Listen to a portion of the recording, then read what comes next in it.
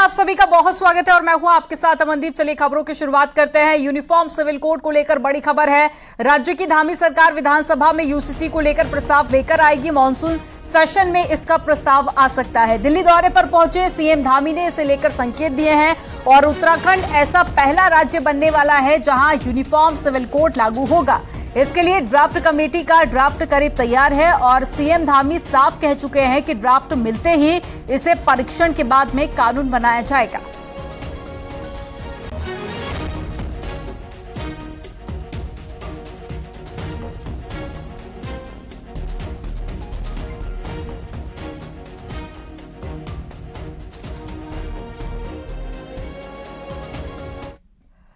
मौसम विभाग ने एक बार फिर से उत्तराखंड में आफत की भारी बारिश का अलर्ट जारी कर दिया है। मौसम विभाग के निदेशक विक्रम सिंह ने मौसम का पूर्वानुमान जारी करते हुए कल से प्रदेश भर में भारी बारिश का अनुमान जताया है। मौसम विभाग के निदेशक विक्रम सिंह का कहना है कि रविवार को प्रदेश के 3 जिले देहरादून, नैनीताल, बागेश्वर में भारी बारिश की संभावना है और इसके बाद में 21, 22, 23, 24 और साथ ही 25 अगस्त को प्रदेश भर के अधिकांश जिलों में भारी से बहुत भारी बारिश का अलर्ट है, जबकि 26 अगस्त से बारिश से लोगों को राहत मिलने की उम्मीद है।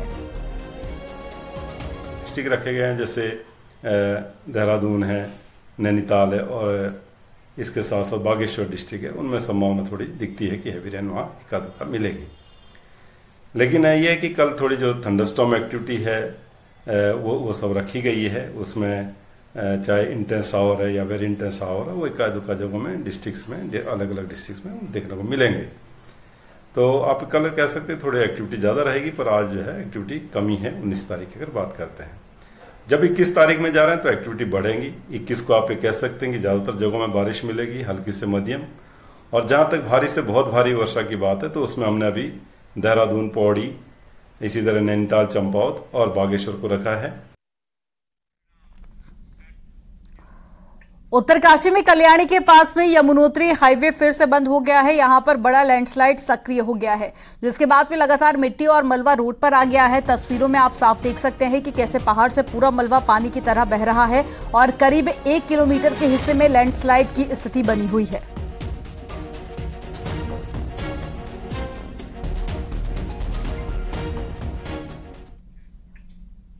बद्रीनाथ नेशनल हाईवे जोगीधारा के पास भी यात्रियों के लिए नासूर बना हुआ है। बारिश के बाद में लगातार पहाड़ी टूटकर सड़क पर आ गई है, जिससे कि सफर करना और भी ज्यादा मुश्किल हो रहा है। काफी दिनों से जोगीधार क्षेत्र में बद्रीनाथ नेशनल हाईवे बार बार बंद हो रहा है। हालांकि इसे समय रहते खोला जा रहा है, लेकिन बार बार पहाड़ी से पत्थर गिर रहे हैं।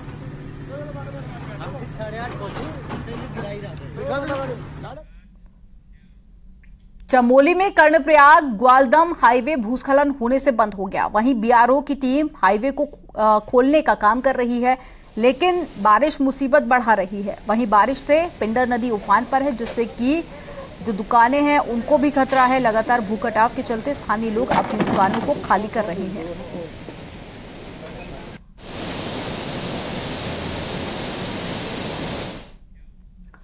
कोटद्वार में आपदा के सीजन में मालन पुल गिर गया है तो गाड़ी घाट पुल बुरी तरह से बर्बाद हो गया है और अब सिद्धबली मंदिर को जोड़ने वाले पुल पर बड़ा खतरा मंडराने लगा है। खो नदी पर बने पुल के पिलरों की जो नींव है वो खोखली हो चुकी है। हालात बेहद डरावने हैं और पुल की खराब हालत को देखते हुए पीडब्ल्यूडी की टीम पत्थर का जाल बनाकर दीवार बना रही है ताकि तेज बहाव से पुल को बचाया जा सके।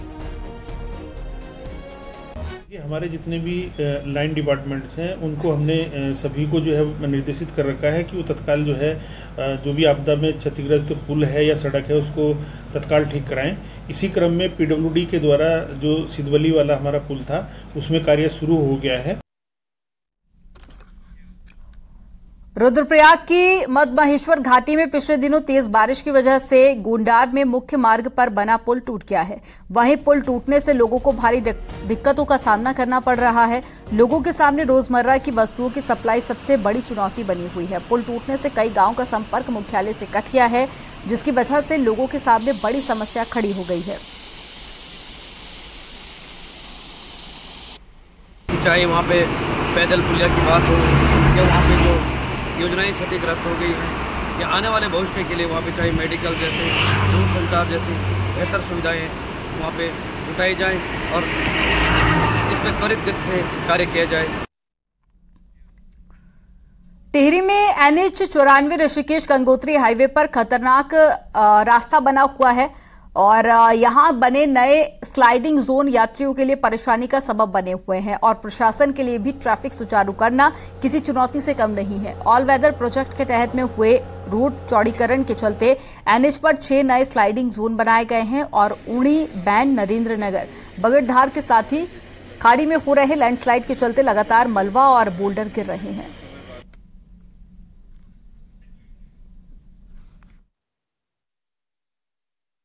देखिए, लगातार बारिश की वजह से हमारे जो NH थे वो काफ़ी बंद हो गए थे, उनमें काफ़ी बड़ी स्लाइड्स भी आ गई थी, परंतु दोनों अभी जो मेन हमारे रोड्स हैं 94, 52 खुले हैं। लेकिन इसके अलावा अभी 20 से 25 ग्रामीण सड़कें और 1-2 स्टेट हाईवे बंद है।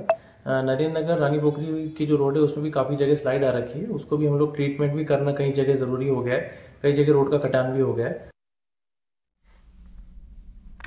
राज्य में बारिश से भारी नुकसान हुआ है। वहीं कैबिनेट मंत्री सतपाल महाराज ने कहा कि हरिद्वार, उधम सिंह नगर में भारी बारिश से नुकसान हुआ है। बारिश के दौरान में 771 लोगों के घर क्षतिग्रस्त हुए।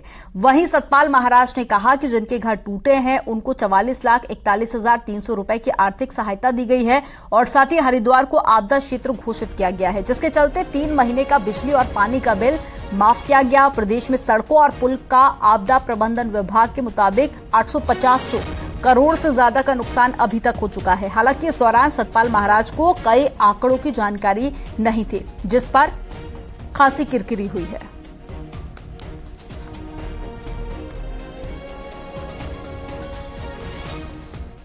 प्रदेश में 12 वर्षा से 406 सड़कें अवरुद्ध हुई हैं, जबकि 119 सड़कों को यातायात के लिए खोल दिया गया है और जो अवरुद्ध सड़कें हैं हमारे पूरे प्रदेश के अंदर, उसके लिए 246 जेसीबी जो हैं दिन रात काम कर रहे हैं। अधिकांश हमारे नेशनल हाईवे खुले हुए हैं, पर क्योंकि ये सेस्मिक जोन है, आपको पता है, इसमें जमीन ऊपर नीचे उठती बैठती रहती है, तो उसमें जहां भी दिक्कतें होंगी तो उसका समाधान किया जाएगा। प्रदेश में बाढ़ और वर्षा से 83 क्षेत्र क्षतिग्रस्त हुए हैं। देहरादून से खबर है, न्यूज 18 की खबर का बड़ा असर हुआ है। उद्यान निदेशालय चौबटिया में 15 अगस्त को ध्वजारोहण के लिए कोई अधिकारी नहीं गया था, जिस पर 29 कर्मचारी और अफसरों से जवाब मांगा गया। झंडारोहण से गायब रहने वाले अफसर कर्मचारियों से 21 अगस्त तक जवाब देने को कहा गया। कई अफसर और कर्मचारी यहां जिन पर गाज गिर सकती है और हालांकि सवाल ये है कि जो अपर लेवल के अधिकारी हैं उनको नोटिस नहीं जारी किया गया है।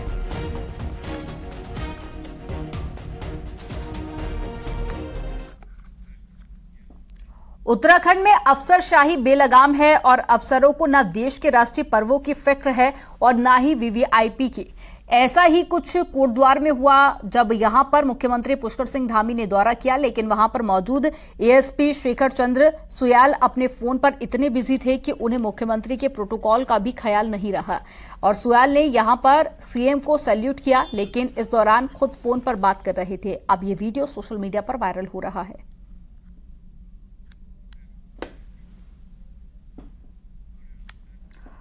हल्द्वानी में हाईकोर्ट शिफ्टिंग के फैसले के बाद में ये जमीनों की खरीद फरोख्त पर सख्ती जारी है। जिला प्रशासन रेरा और प्राधिकरण के नियमों को सख्ती से लागू कर रहा है।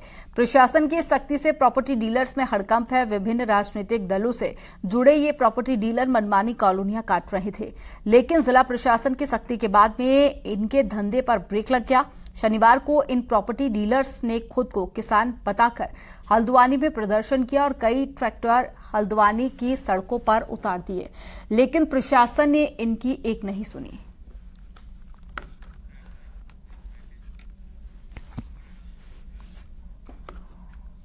कृषि विभाग एक के बाद एक मोटे अनाज के महोत्सव कर रहा है। देहरादून के बाद में अब अक्टूबर में हल्द्वानी में मोटे अनाज का महोत्सव होगा, पर विपक्ष सवाल उठा रहा है कि क्या सिर्फ महोत्सव करने से किसान की इनकम डबल हो जाएगी, जबकि झंगोरे की कीमत विभाग तक नहीं बढ़ा पा रहा है।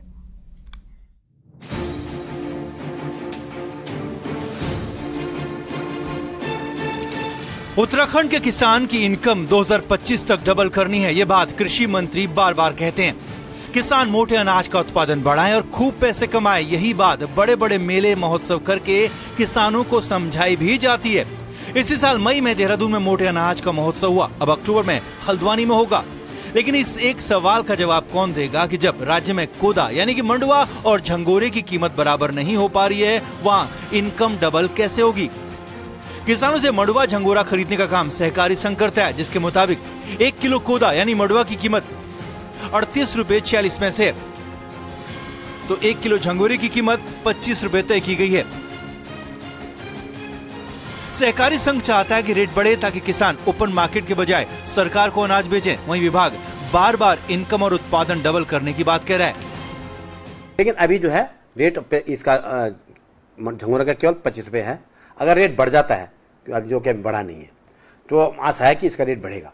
अगर रेट बढ़ जाता है तो हम जितना टारगेट हमको मिलेगा उतना हम झंगोरा भी किसानों से खरीदेंगे। हमारा संकल्प है कि 2025 में जब राज्य 25 साल का होगा, हम मिलेट्स के उत्पाद को दोगुना करेंगे, क्योंकि मिलेट्स में उगाने में जहाँ खर्चा देखभाल में कम होती है, खाद कम लगती है, पानी कम लगता है। मोटा अनाज पहाड़ों में होता है और पहाड़ में खेती का हाल किसी से छिपा नहीं है। ऐसे में कृषि विभाग मेले महोत्सव करके क्या करेगा, ये सवाल विपक्ष पूछ रहा है। बात की बताइए, आपने पहले यहाँ मिलेट का इतना बड़ा महोत्सव किया, अब आप हल्द्वानी में कर रहे हैं। आप जनता को ये तो बता दीजिए पैसा कितना खर्च हो रहा है इसमें कितना बजट है इसका। ये सारा खेल बजट का है, सारा खेल पैसे का है। न तो इनको मिलेट से मतलब है, न इनको मिलेट पैदा करने वाले, मोटा अनाज पैदा करने वाले किसान के लाभ से या उसके किसी फायदे से। उत्तराखंड का मोटा अनाज बेस्ट क्वालिटी का है, जिसकी डिमांड दुनिया भर में। ये बात कृषि महोत्सव में बार बार कही जाती है, लेकिन फायदा तब है कि जब महोत्सव में बात कहने के साथ किसानों को फायदा भी मिले। देहरादून से न्यूज़ 18 के लिए दीपांकर भट्ट की रिपोर्ट। हरिद्वार में आज 2 अवैध मज़ारें ध्वस्त की गई। मुख्यमंत्री पुष्कर सिंह धामी के निर्देश के बाद में अवैध धार्मिक स्थलों के खिलाफ एक बार फिर से अभियान शुरू कर दिया गया है। हरिद्वार में प्रशासन ने जमालपुर कला में प्राइमरी स्कूल के अंदर बनी अवैध मज़ार को ध्वस्त किया। ध्वस्तीकरण की कार्रवाई के दौरान में प्रशासन ने काफी सतर्कता बरती और दोनों ओर बैरिकेडिंग लगाकर रास्तों को रोका गया।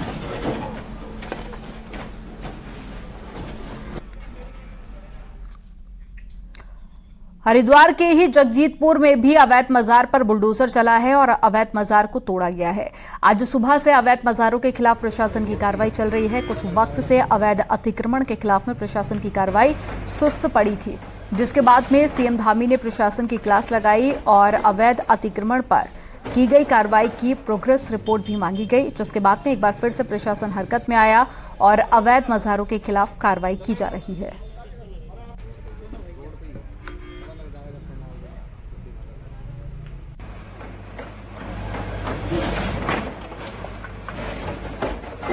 बहुत ही शांतिपूर्ण तरीके से सबको इसमें कॉन्फिडेंस में लेने के बाद ही कार्रवाई करी गई है, जो हमारी उपखंडीय समिति, जिला स्तरीय समिति के आदेश के उपरांत ही कराई गई। मुख्यमंत्री के निर्देश के बाद फिर से एक बार से अभियान शुरू हो गया। इसमें माननीय न्यायालय के आदेश थे। बागेश्वर उपचुनाव को लेकर बड़ी खबर है। कांग्रेस ने अपने स्टार प्रचारकों की लिस्ट जारी की है, जिसमें 40 नेताओं के नाम हैं। पूर्व सीएम हरीश रावत, प्रदेश अध्यक्ष करण माहारा, यशपाल आर्य के साथ ही प्रीतम सिंह और प्रभारी देवेंद्र यादव का नाम भी शामिल है। इसके अलावा कांग्रेस के विधायकों के नाम भी स्टार प्रचारकों की लिस्ट में शामिल किए गए हैं।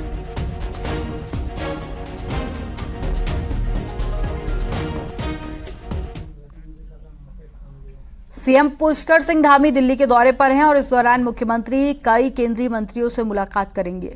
वहीं सीएम धामी ऊर्जा मंत्री से भी मुलाकात कर सकते हैं। सीएम उत्तराखंड में बिजली समस्याओं को लेकर ऊर्जा मंत्री से बात करेंगे।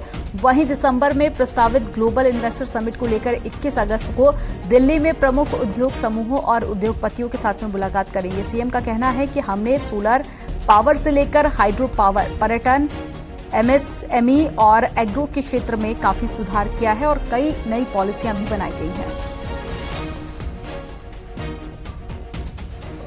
कुछ हमारे केंद्रीय मंत्रीगणों से उत्तराखंड के जो प्रस्ताव हैं, उत्तराखंड के संबंध में कुछ बिजली विभाग से संबंधित कुछ कार्य हैं, उन कार्यों के संबंध में अनुरोध करना है। और एक ग्लोबल इन्वेस्टर समिट हम लोग दिसंबर माह में उत्तराखंड में प्रस्तावित की है, उसके संबंध में भी चूंकि कुछ उद्योग समूह के लोगों के साथ अन्य जो हमारे ऐसे संगठन जो लगातार उद्योग के क्षेत्र में निवेशकों को विभिन्न क्षेत्रों में जाने के लिए प्रेरित करते हैं।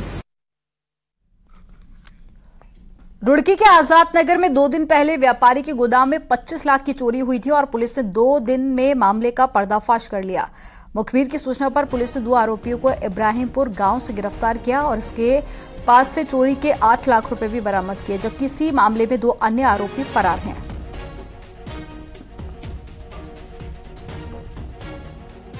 कर्मचारी थे जो उनको उन्होंने नौकरी से निकाला था, इस आधार पर पुलिस टीम ने शक के आधार पर इसमें जानकारी करी तो इसमें इजमामुल हक जो है कुछ दिन करीब 15-20 दिन पहले ही नौकरी से निकाला गया था। उसकी एक्टिविटी पर नज़र रखी और उसके बाद जब पूछताछ की गई तो उससे पता चला कि इसके द्वारा अपने दोस्त इंतजार और अन्य लोगों के साथ मिलकर चोरी की घटना को अंजाम दिया था। हरिद्वार के लक्सर से खबर है, जहां पर विशालकाय अजगर मिलने से अफरा तफरी मच गई। रिहायशी इलाकों में करीब 14 फीट लंबा अजगर नाले में मिला और नाले में विशालकाय अजगर को देखकर लोगों के होश उड़ गए और वन विभाग को इसकी सूचना दी गई। वन विभाग की टीम मौके पर पहुंची और अजगर का रेस्क्यू कर जंगल में छोड़ा गया।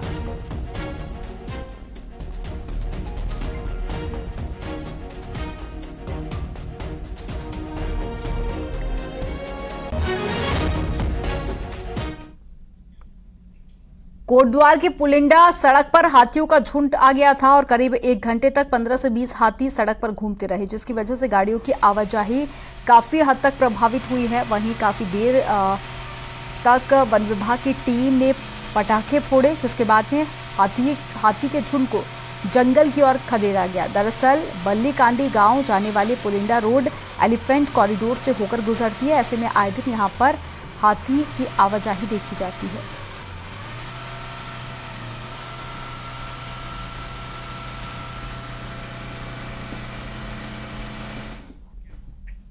उत्तरकाशी के धनारी और गमरी पट्टी के लोगों ने दूध पर्व धूमधाम से मनाया। ग्रामीण अपने पशु, फसल और क्षेत्र की खुशहाली के लिए हर साल ये पौराणिक त्योहार मनाते हैं, जिनमें परंपरा के मुताबिक अनुष्ठान किए जाते हैं। इस मेले में नागराज और हूण देवता को खुश करने के लिए अपने घरों से दूध, दही, मक्खन और फूल लाए जाते हैं और ढोल की थाप पर खूब नाचते हैं। उसके बाद में दूध, दही, मक्खन से नहाते हैं। यहाँ ग्रामीणों के ऊपर दूध, दही की बरसात भी की जाती है।